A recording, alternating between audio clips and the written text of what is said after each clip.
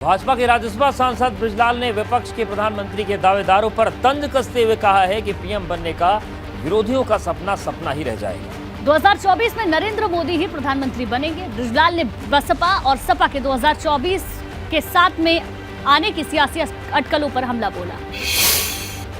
हमारे साथ बातचीत के लिए मौजूद हैं उत्तर प्रदेश से राज्यसभा सांसद बृजलाल जी। सर, अगर बात करें तो विपक्षी एकता की बात चल रही थी 2024 के चुनाव पर, लेकिन टीएमसी की तरफ से जिस तरीके से बयान आया है, किस तरीके से आप देखते हैं? ऐसा है कि जितने विपक्षी नेता हैं, चाहे ममता बनर्जी जी हों, चाहे नीतीश कुमार जी हों, चाहे शरद पवार जी हों, और खैर राहुल गांधी तो 2 दशकों से ही प्रधानमंत्री बनने का सपना देख रहे हैं, तो ये सब इनका स्वार्थ ऐसा है कि सब प्रधानमंत्री का कैंडिडेट बनना चाहते हैं और सब चाहते हैं कि और विपक्षी पार्टी लीडर उनको स्वीकार करें, जो संभव ही नहीं है। और ये इसका प्रमाण राष्ट्रपति और उपराष्ट्रपति का जो चुनाव हुए उसे में जग जाहिर हो गया। तो ये पार्टियां, इनमें बिखराव है और 2024 आते आते तक इनमें महाबिखराव होगा। और इन पार्टियों को ध्यान रखना चाहिए कि 2024 में भी भारतीय जनता पार्टी को कोई टस से मस नहीं कर सकता। और मोदी जी का जो छवि है, मोदी जी का जो पर्सनालिटी है, जो उनकी अंतर्राष्ट्रीय स्तर पर उनकी स्वीकार्यता है, आज उसको देखते हुए तीसरी बार भी नरेंद्र मोदी भी देश के प्रधानमंत्री होंगे, जो देश के हित में है। अगर बात की तो उत्तर प्रदेश के अंदर भी विपक्षी एकता की बात चल रही है। कांग्रेस पार्टी के नेता हैं प्रमोद तिवारी, वो कह रहे हैं कि पहल होनी चाहिए, विपक्षी नेताओं को साथ आना चाहिए। आपको लगता है कि सपा बसपा कांग्रेस आ सकते हैं साथ उत्तर प्रदेश में? इसका प्रयोग तो 2019 में कर चुके हैं। अखिलेश यादव जी ने सपा बसपा कांग्रेस और ऐसा बनाया था, ऐसा माहौल पैदा किया था कि साहब बस पूरी सीटें उन्होंने 2019 लोकसभा की वो कांग्रेस गठबंधन के पास जा रहा है, महागठबंधन जो अखिलेश यादव ने बनाया था। परिणाम क्या हुआ सबको मालूम है। प्रमोद तिवारी जी का सपना ठीक है, उनको विपक्षी नेता हैं, अनुभवी नेता हैं, उनको करना चाहिए, लेकिन वो एकता भले ही एक सतही तौर पर हो, वो दिल से एक साथ आ ही नहीं सकते। शुक्रिया हमसे बातचीत करने के लिए हैं उत्तर प्रदेश के राज्यसभा सांसद बृजलाल जी, जिनका कहना है जिस तरीके से 2019 में पहले भी गठबंधन हो चुका है और नतीजा सबके सामने रहा, वैसे 2024 में एक बार फिर से बीजेपी का कमल खिलेगा और नरेंद्र मोदी के नेतृत्व में सरकार बनेगी। कैप्टन विपिन के साथ अविनाश तिवारी, एबीपी गंगा, दिल्ली।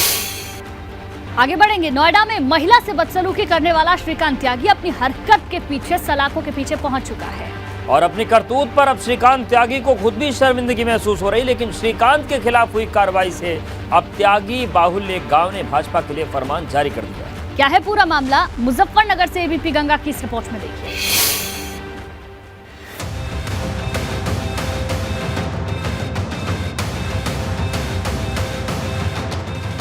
भाजपा नेताओं की एंट्री पर प्रतिबंध वाले पोस्टर की ये तस्वीर पश्चिमी यूपी के मुजफ्फरनगर जिले के सोहंजनी तगना गांव की है। मुजफ्फरनगर का ये गांव त्यागी समाज बहुल्य गांव है। त्यागी समाज के लोग नोएडा में श्रीकांत त्यागी के खिलाफ हुई कार्रवाई से इस कदर नाराज हैं कि गांव के बाहर ये पोस्टर लगा दिया। हमारे समाज का अपमान कर रहे हैं, इस वजह से हम अपने समाज के साथ खड़े हैं। हाँ, श्रीकांत त्यागी पक्ष में उनकी पत्नी का भी अपमान किया गया। वह जो वीडियो दिखा रहे हैं उसे भी आदि दिखा रहे हैं, उसे भी पूरी दे रहे हैं। पोस्टर में सबसे ऊपर बड़े बड़े अक्षरों में गांव का नाम छपा हुआ है, जबकि नीचे की तरफ लिखा है हमारी भूल कमल का फूल, और बीच में लिखा हुआ है इस गांव में भाजपा नेताओं का प्रवेश वर्जित है। लेकिन पोस्टर के बारे में पूछने पर गांव के लोगों का साफ कहना है कि उनका विरोध सिर्फ भाजपा के खिलाफ ही नहीं, बल्कि सपा नेता सुनील साजन के खिलाफ भी त्यागी समाज बेहद नाराज है और सुनील साजन के खिलाफ कार्रवाई की मांग कर रहा है।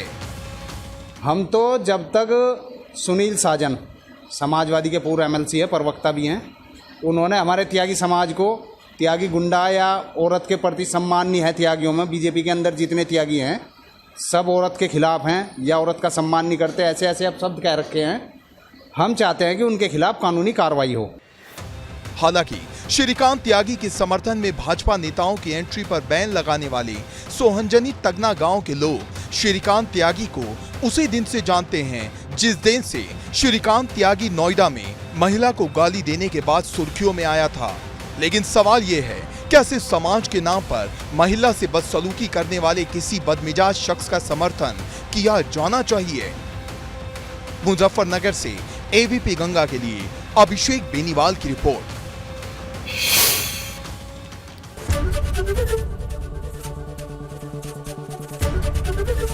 एबीपी गंगा, खबर आपकी, जुबान आपकी।